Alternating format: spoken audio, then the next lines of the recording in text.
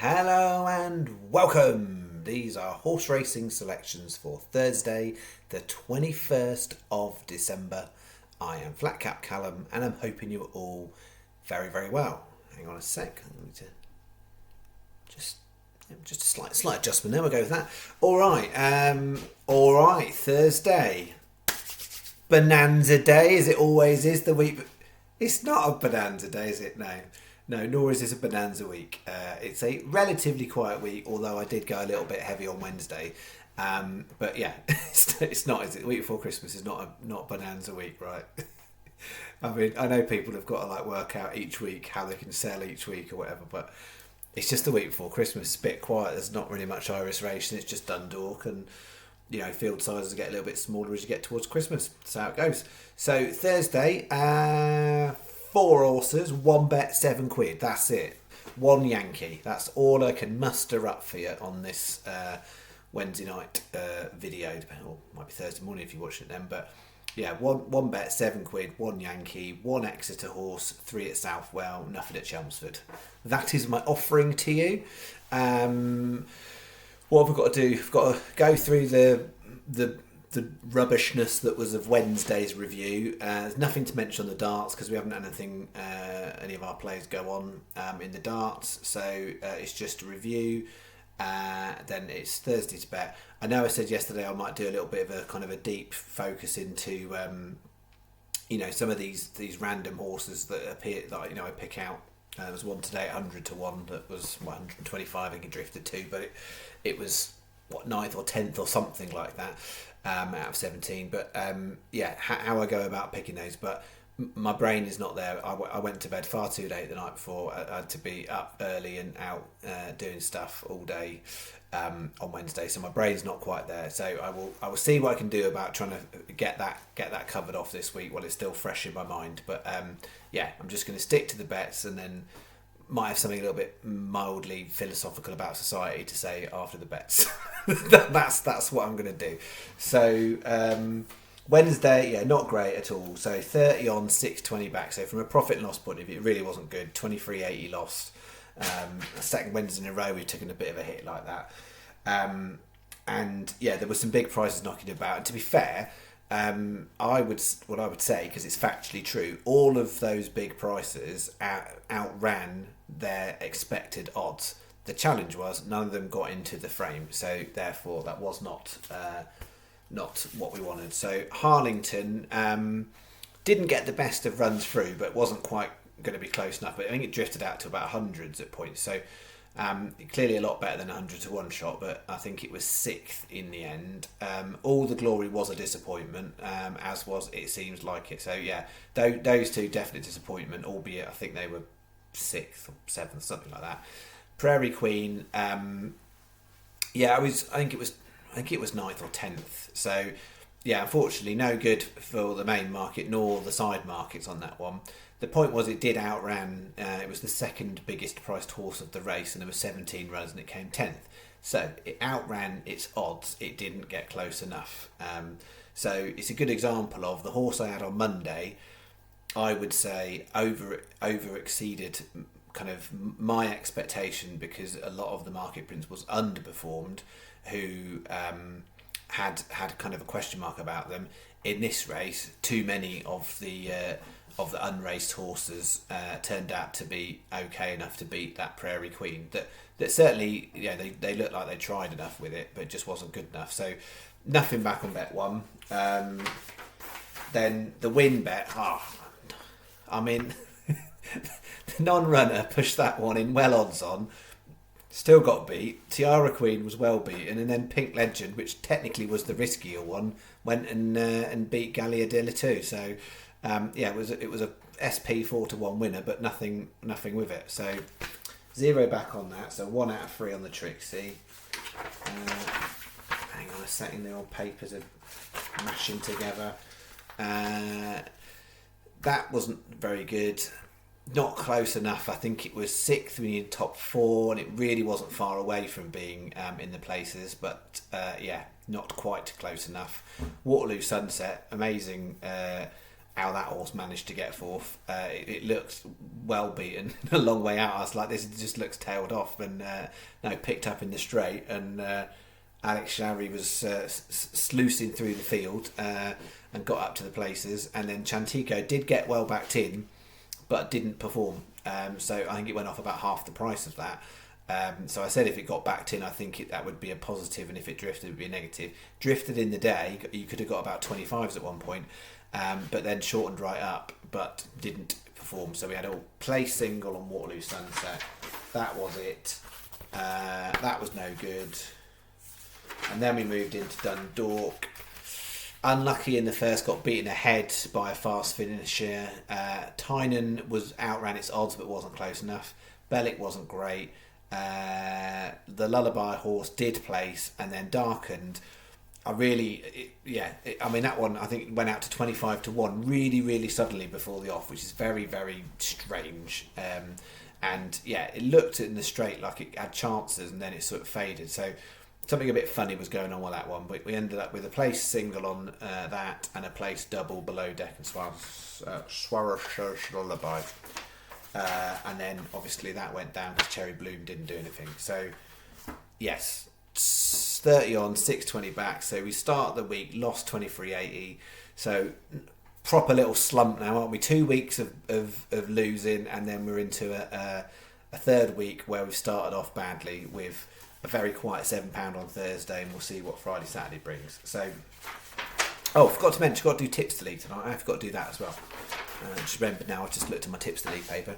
So as far as Thursday goes, that's the bet. That's what I'm putting out. There's nothing massive in there. So 255 Exeter. I'm going to keep faith with City Ishmael.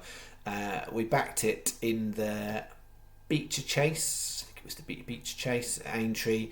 And it unseated at the 5th or 6th fence because a horse fell in front of it, so it didn't. It sort of basically was a hampered unseat.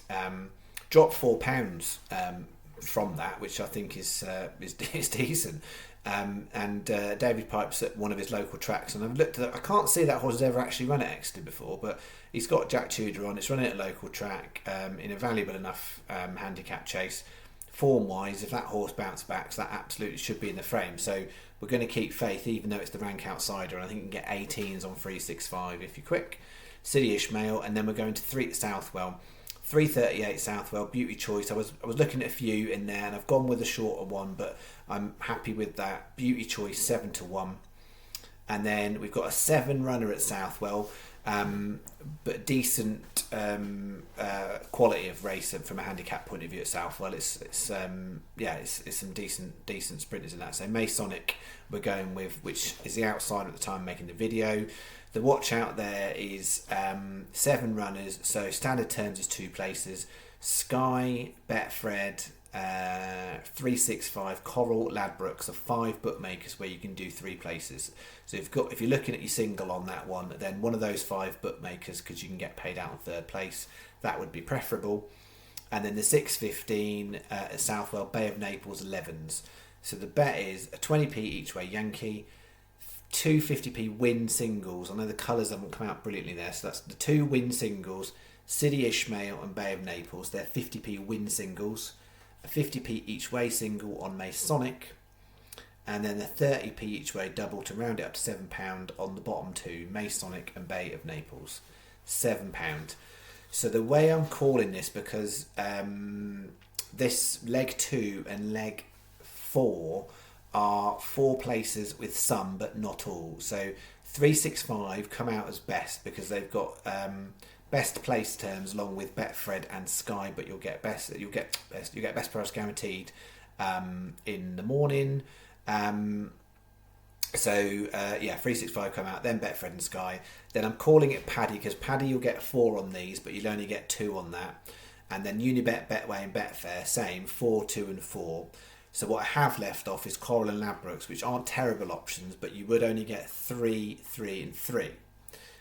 So Coral and Ladbrokes particularly good for the single on that one, but you're losing out on a place on those 2, which, given the field sizes, may be helpful. So that is my bookie advice in that order. £7. As a reminder, it's up to you whether you want to follow it on after Wednesday's rubbishness, that is up to you. So that is that. And then tips for the league. Let's do tips for the league. Okay, so a really good week last week. So I've got it as 63 participants, 25, that's 40% made profit. I think that is the best percentage profit of best percentage of people making a profit. So 25 people made profit. Bear in mind, usually we're operating around the 10 people mark. So pretty good stuff that. Only 52% lost everything. So just over half lost everything, and normally that percentage is much higher. So shout out number one last week was Mick Fenn, £140. Very, very clear winner. Well done to you, Mick. First time you've been top of the pops. And then we've got H. Morgan and James Patterson with joint second with 84. James Patterson's on a nice little run at the moment.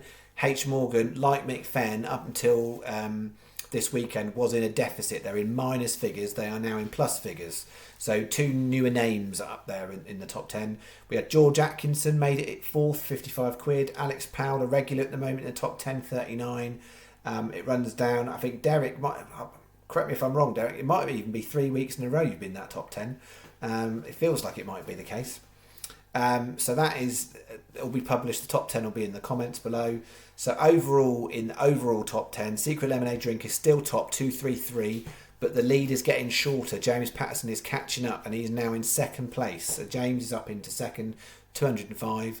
Samar Kevin didn't play this week, so is third place now. Al Plevy, and it goes down similar places. The one shout out in the top 10 is Eugene Rooney. So we did a bit of a count back. There was an appeal lodged by Eugene.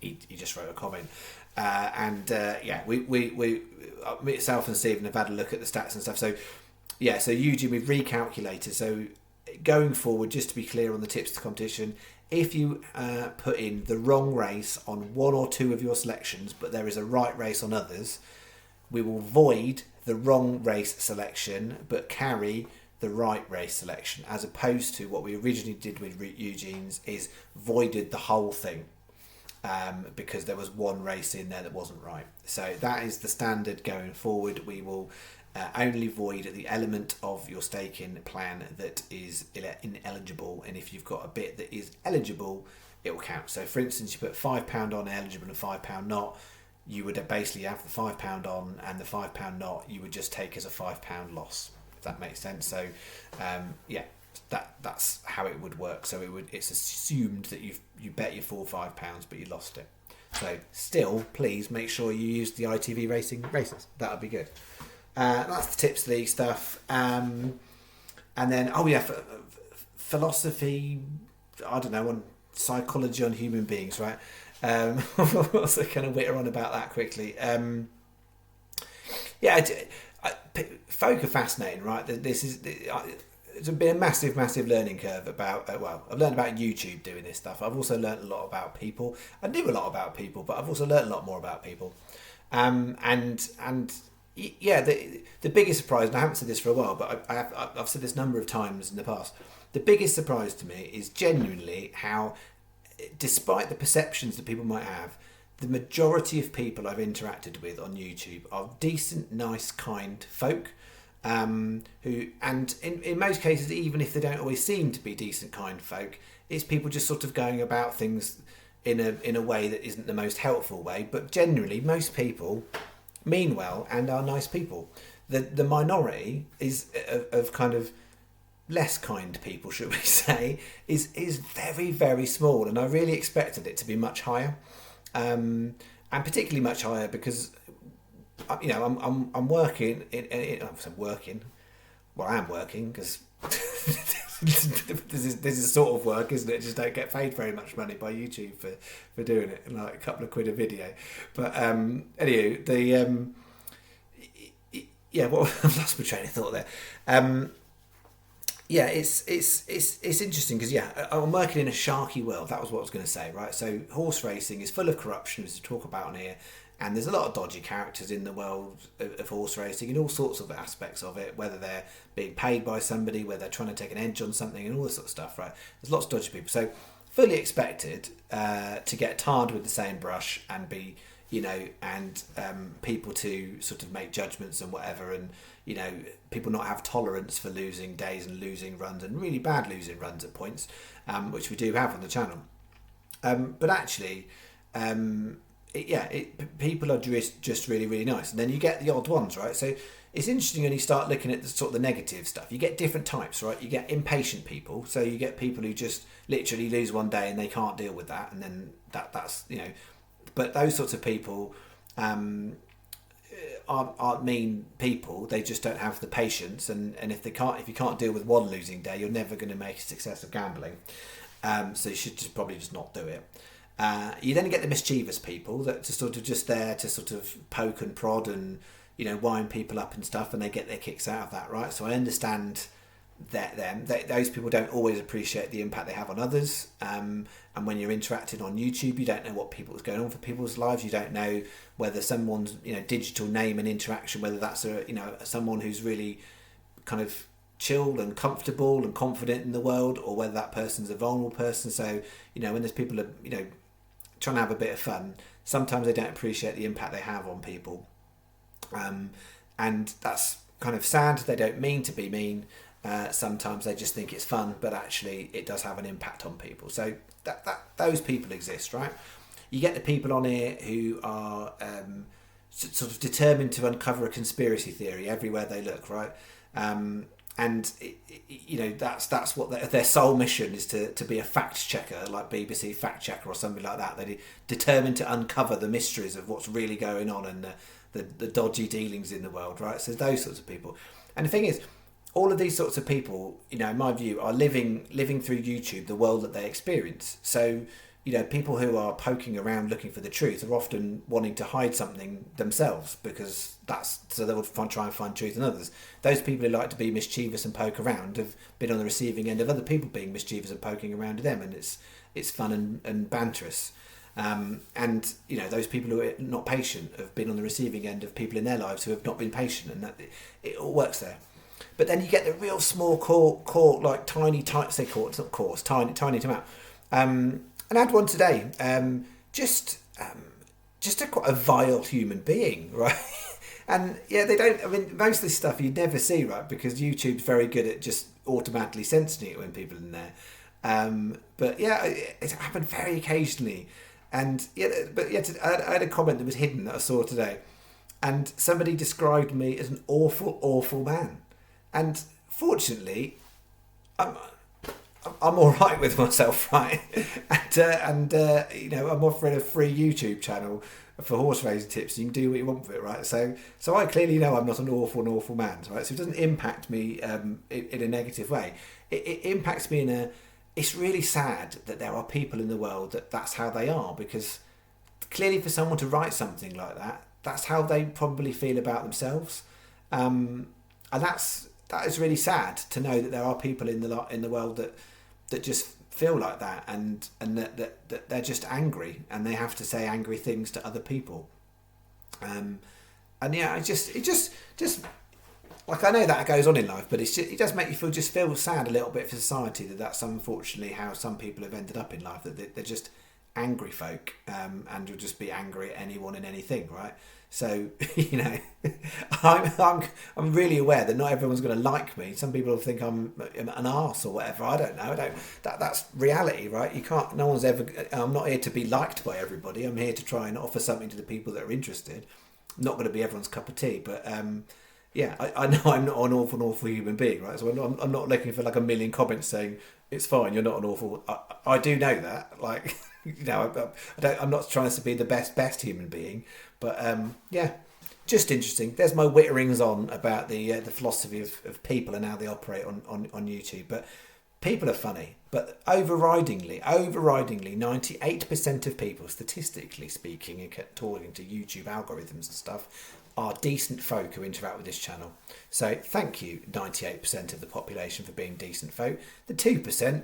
You carry on living your lives and you do whatever you choose to do. All I would say, if you are in the 2%, just please think about the impact on others. I ain't talking about me. I'm just talking about other people, right? So vulnerable people, people who've got mental health challenges and that kind of stuff. Lots of people in the world like that. And it's not me being like wet and woke and all this sort of stuff. I'm just saying, just be a decent human being. You can be a tough guy, and you can still be a decent human being. You don't have to be an arse about it.